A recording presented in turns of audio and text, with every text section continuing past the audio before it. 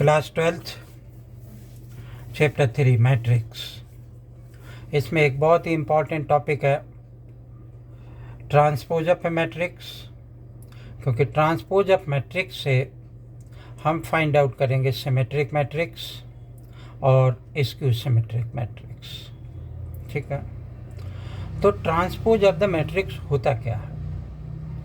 पहली बात तो ये है कि ट्रांसपोज किसी भी मैट्रिक्स का किया जा सकता है, whether that is a square matrix, scalar matrix, identity matrix, any one matrix. Transpose किसी भी रो या कॉलम इक्वल है, नहीं है, रेक्टेंगुलर है, किस टाइप की है, हर एक मैट्रिक्स का ट्रांसपोज किया जा सकता है। ट्रांसपोज होता क्या है ये बात हमने जान लिया। मान लो कि एक मैट्रिक्स लिखा A इज इक्वल टू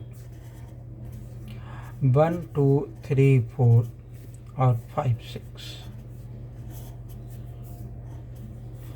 क्या दिख रहा है हमें कि इस मैट्रिक्स में 3 तो रो हैं और 2 कॉलम हैं। तो मैंने क्या लिख लिया कि 3/2 की ये मैट्रिक्स है।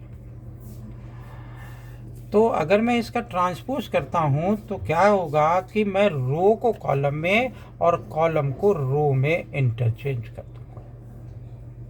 फिर से सुनो, जब मैं इसका ट्रांसपोज करूँगा तो रो को कॉलम में और कॉलम को रो में इंटरचेंज कर दूंगा, और जो ट्रांसपोज ऑफ द मैट्रिक्स होगा उसको मैं A' से डिनोट करूँगा या AT से डिनोट करूँगा।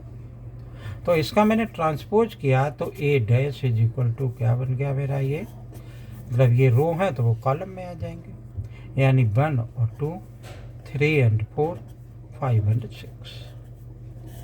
अब देखो इसमें कितनी रो हो गई, 2 तो रो हो गई और 3 कॉलम हो गई, तो ये क्या हो गया 2 into 3। ठीक है, या AT से भी डिनोट किया जाता है इसको, A छोटा सा T ऊपर बना लिया। ठीक है, तो इससे इसका मतलब ये किस टाइप की मैट्रिक्स निकल करके आई कि एक मैट्रिक्स है जिसका ऑर्डर M/N ले लिया।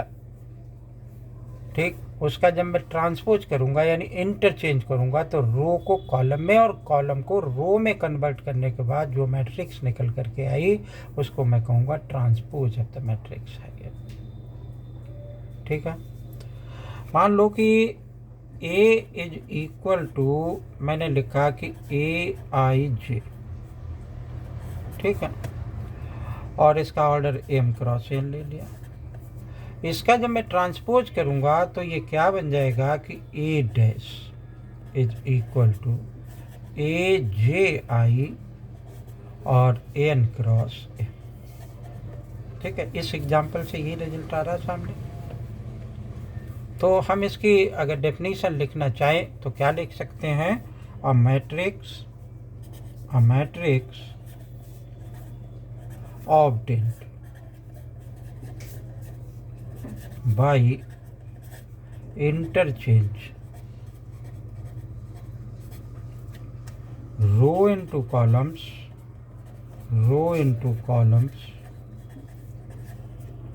एंड columns into row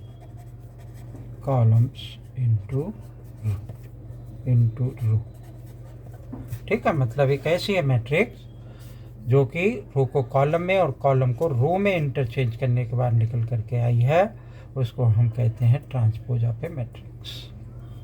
इसकी बेटा कुछ प्रॉपर्टीज होती हैं। क्या प्रॉपर्टीज होती हैं? Properties of transpose of the matrices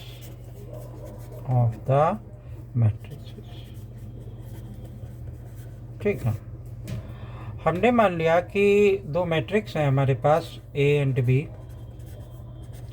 किसी भी ऑर्डर की हैं। तो पहली प्रॉपर्टी इसकी क्या होती है कि A का ट्रांसपोज बराबर A के इक्वल आ जाएगा। अगर हम वेरीफाई करना चाहें तो एक मैट्रिक्स मान सकते हैं और रो और कॉलम को पहले इंटरचेंज करो फिर उसको चेंज कर दो, तो देखो वापस A ही आ जाएगा। दूसरी क्या प्रॉपर्टी है इसकी कि K A का ट्रांसपोज या डैश भी पढ़ लेते हैं। तो के में तो कुछ चेंज होगा नहीं क्योंकि के कोई कांस्टेंट है, तो के ए डैश के ये इक्वल हो जाएगा। तीसरी प्रॉपर्टी क्या लिखा है कि ए प्लस बी इसका ट्रांसपोज, ए डैश आ जाएगा और प्लस बी डैश आ जाएगा, ए इसका ट्रांसपोज आ जाएगा। फिर एक और प्रॉपर्टी होती है, बहुत ही इंपॉर्टेंट प्रॉपर्टी है ये, कि ए बी का ट्रांसपोज बराबर होगा बी डैश और ए डैश के। मतलब फिर से देखो कि यहाँ मैंने बी पीछे था तो आगे आ गया और ए पीछे पहुँच गया। ठीक है, यहाँ हम क्या लिख सकते हैं, के इज एनी कांस्टेंट, के इज एनी कांस्टेंट। ठीक है, तो ये प्रॉपर्टीज थी ट्रांसपोज ऑफ द मैट्रिक्स की, जिनका कि इन प्रॉपर्टीज़ का हम यूज भी करेंगे। और ये transpose of the matrix basically use कहाँ पर ज़्यादा होगा, symmetric and skew symmetric matrix में, इसलिए इसको जानना बहुत ज़रूरी था। आगे पहुँचते हैं।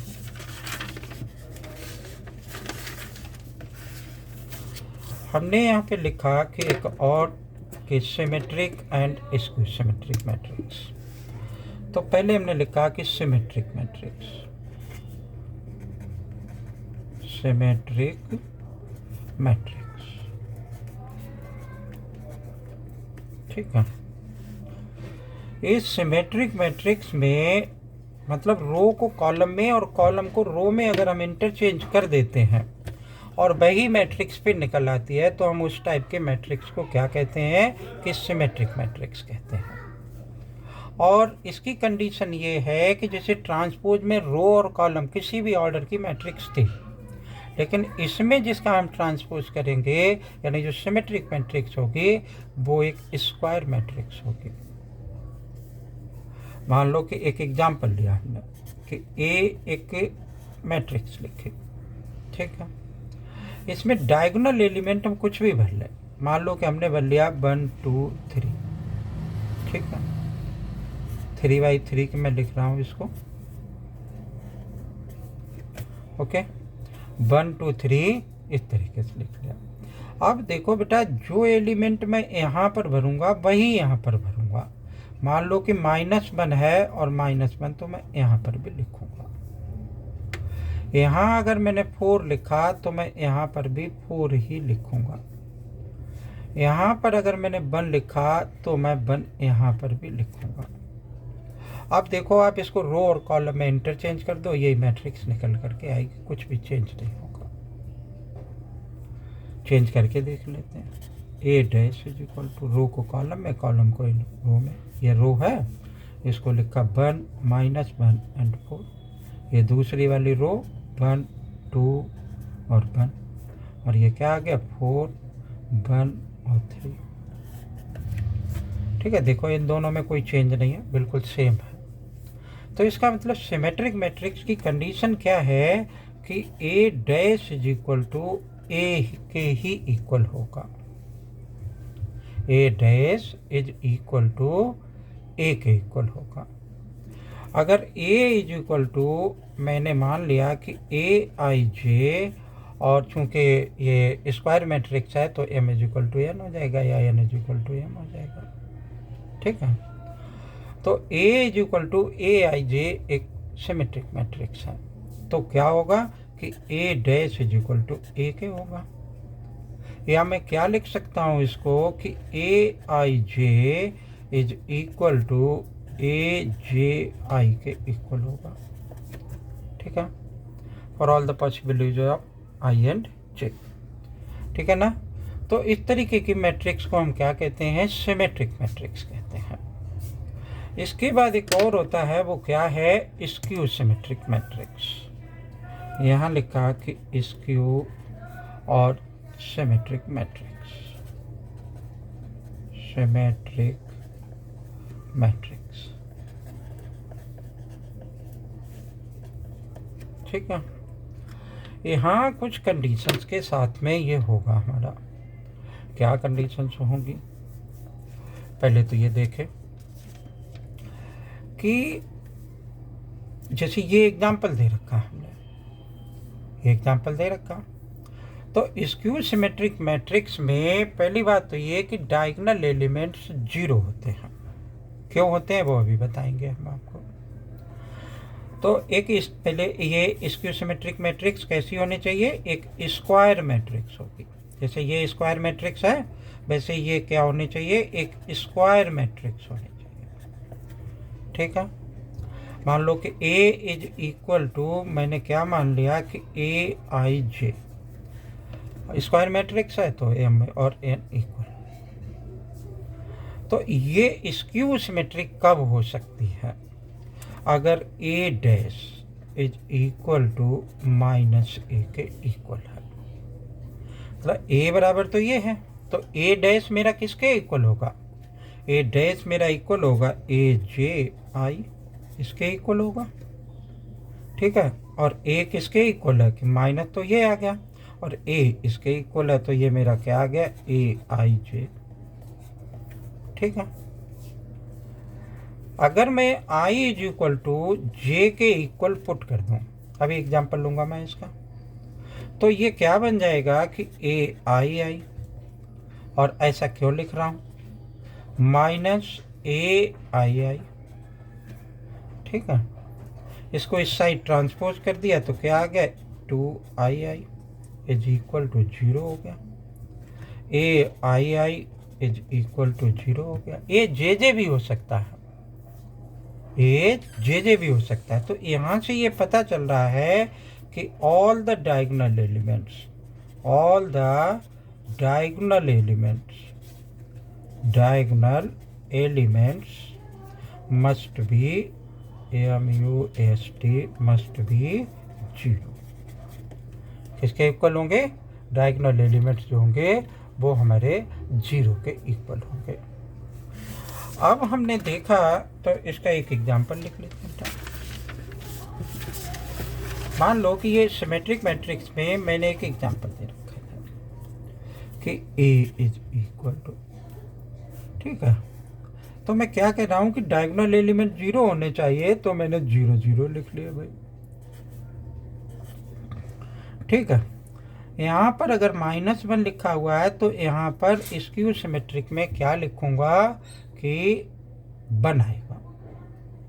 अगर यहाँ पर 4 लिखा हुआ है, तो यहाँ पर -4 आएगा, और अगर यहाँ पर 3 लिखा हुआ है, तो यहाँ पर -3 होगा।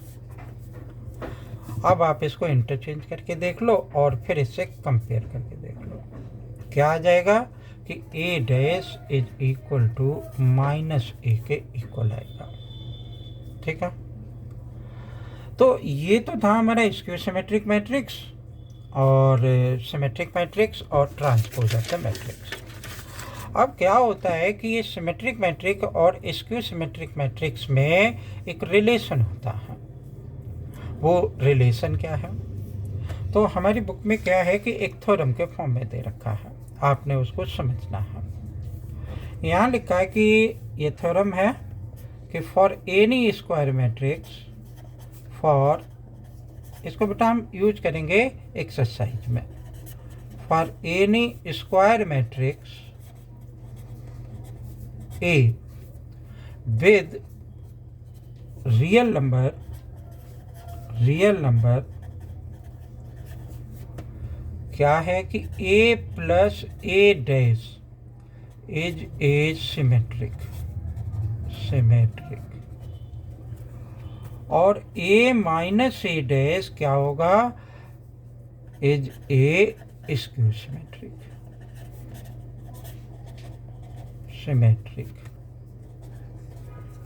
ठीक है, तो इसको हम कैसे इसको वेरीफाई करें, मतलब एक मैट्रिक्स है, उसका अगर हमने क्या कर दिया, ट्रांसपोज कर दिया और उससे प्लस कर दिया, तो क्या निकल करके आएगा, तो हमेशा निकल करके आएगी एक सिमेट्रिक मैट्रिक्स।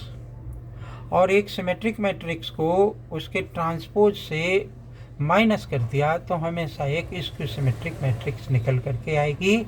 ये बात जो है ये थ्योरम कह रही है।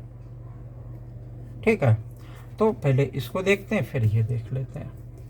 हमने मान लिया कि let b is equal to a plus a का डैश। अब चूंकि मुझे क्या करना है, ट्रांसपोज करना है, यानी डैश निकालना है, तो इस पे डैश लगा दिया, इस पे लगाया तो मुझे इस पे भी लगाना पड़ेगा। a प्लस a डैश का डैश आ गया। ठीक है, अब देखो इस एक प्रॉपर्टीज थी, क्या पर उस प्रॉपर्टीज के अकॉर्डिंग क्या हो जाएगा, a प्लस a डैश का डैश हो जाएगा। ये बराबर किसके हो जाएगी, a डैश और प्लस a के इक्वल आ जाएगा। ये देखो किसके बराबर हो गई, इसके बराबर हो गई, तो ये किसके बराबर हो गया, b के बराबर हो गया। ठीक है ना, तो इसका मतलब क्या हो गया कि इस फॉर्म में मैं इसको रिप्रेजेंट कर सकता हूँ। ठीक है, तो अब a माइनस a डैश भी ऐसे ही किया जा सकता है। हमने मान लिया कि स्क्वायर सिमेट्रिक के लिए कि let c is equal to a minus a dash, फिर से ट्रांसपोज कर दो तो क्या बन जाएगा, ये c dash is equal to a minus a dash का डैश। ठीक है ना, इसमें प्रॉपर्टी लगा दें तो क्या आ जाएगा, a डैश यानी कॉम्प्लीट वो ट्रांसपोज ऑफ a और फिर माइनस a डैश का डैश तरीके से हो जाएगा। ये किसके इक्वल आ जाएगा, a डैश माइनस a आ जाएगा। अब चूंकि ये इस फॉर्म में दे रखा, माइनस कॉमन ले लूँ, इसमें माइनस आ गया भाई, क्या बन जाएगा, ये पॉजिटिव हो जाएगा, आगे लिख लिया, ये नेगेटिव तो पीछे लिख लिया। ठीक है ना, तो इस तरीके से ये क्या बन गया, ये मेरा किसके इक्वल हो गया, a minus a dash, minus यहाँ पे है तो माइनस c के इक्वल हो गया। ठीक है ना, तो ये इस तरीके से ये वेरीफाई हो गई। ऐसे ही एक इम्पॉर्टेंट सी थ्योरम दे रखी है कि N E square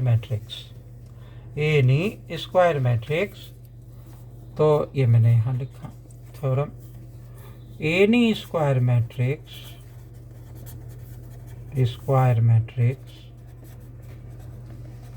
can be expressed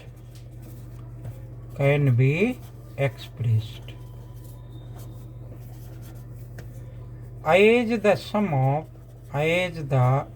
of a symmetric and a skew symmetric